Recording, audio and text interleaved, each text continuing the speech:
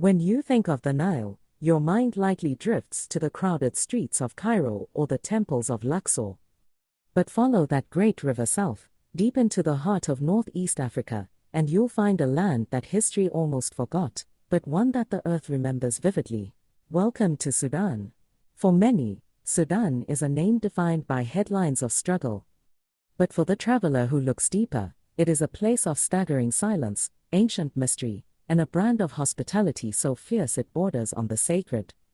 This is a land that boasts more pyramids than Egypt, where the Blue and White Niles perform a literal liquid dance, and where the stranger is treated not as a tourist, but as a long-lost guest.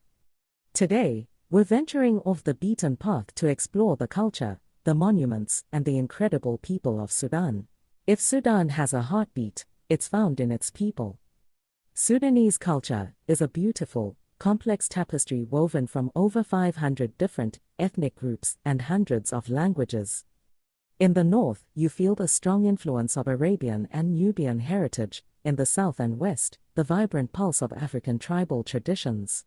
There is a concept here that every traveler learns within hours of arriving: Sudanese hospitality. It's not uncommon to be walking down a street in Omdurman and be pulled into a family home for tea, or jabana, traditional coffee spiced with ginger. To the Sudanese, a guest is a blessing from God. Even in the face of economic or political hardship, the table is always set for one more. You'll notice a certain grace in the way people carry themselves. Men often wear the jalabia, a loose white garment perfect for the Saharan heat, topped with a meticulously wrapped turban called an ima. The women are a symphony of color, draped in the tubi, a long, single piece of fabric that represents both modesty and high fashion. Life here moves to the rhythm of the souk, the market, and the mosque. It's a conservative society, deeply rooted in Islamic values in the north, but it's also a place of celebration. If you're lucky enough to witness a Sudanese wedding, prepare for days of drumming, dancing, and the famous pigeon dance performed by the bride, a display of elegance that has remained unchanged for centuries. Now, let's talk about why the world's most intrepid travelers are drawn here. Imagine the pyramids of Giza, but strip away the tour buses, the fences, and the crowds. In the ancient city of Meroë, over 200 pyramids rise from the desert floor. These are the remnants of the kingdom of Kush, the black pharaohs who once ruled all of Egypt. They are smaller and steeper than their Egyptian cousins, but there is a haunting beauty in their isolation. You can often stand among these 2,000-year-old tombs entirely alone, with nothing but the sound of the wind. Further north lies Jebel Barkal, a red sandstone mountain that the ancients believed was the home of the god Amun. At its base sit the ruins of massive temples. If you climb the mountain at sunset, you get a 360-degree view of the Nile's green ribbon cutting through the scorched yellow desert, a sight that has remained virtually unchanged since the time of the Pharaohs. Then, there is the capital, Khartoum.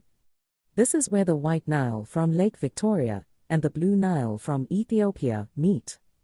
At a point called Al Mogran, you can actually see the two different colors of water struggling to mix. Across the bridge is Omdurman, the historic heart of the city. Here, you'll find the largest souk in the country.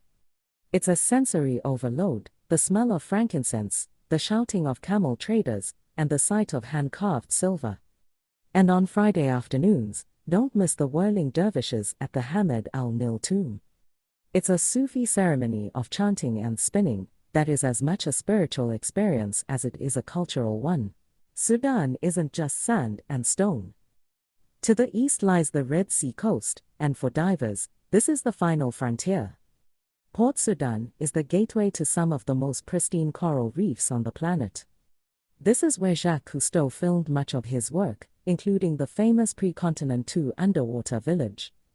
Because there is so little large-scale tourism, the marine life, from hammerhead sharks to manta rays, is incredibly bold, and the reefs are untouched. Further inland, the Kasala region offers a completely different landscape. The Taka Mountains, with their smooth, granite peaks, rise like giant melted candles behind the city. It's a favorite for local honeymooners and travelers looking to see the unique culture of the Beja people. Traveling to Sudan is not like traveling to a resort. It requires patience, respect for local customs, and an adventurous spirit. It is a place that challenges you, but it rewards you with a sense of wonder that is rare in our hyperconnected world.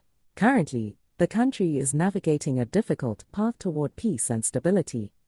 For the traveler, this means staying informed and checking local travel advisories before planning a trip. But despite the challenges, the essence of Sudan remains: a land of ancient kings, a river that brings life to the desert, and a people whose kindness you will carry with you long after you've left their shores. Sudan doesn't just show you history, it invites you to be a part of it. Thanks for watching. Don't forget to like and subscribe for more adventures into the unknown.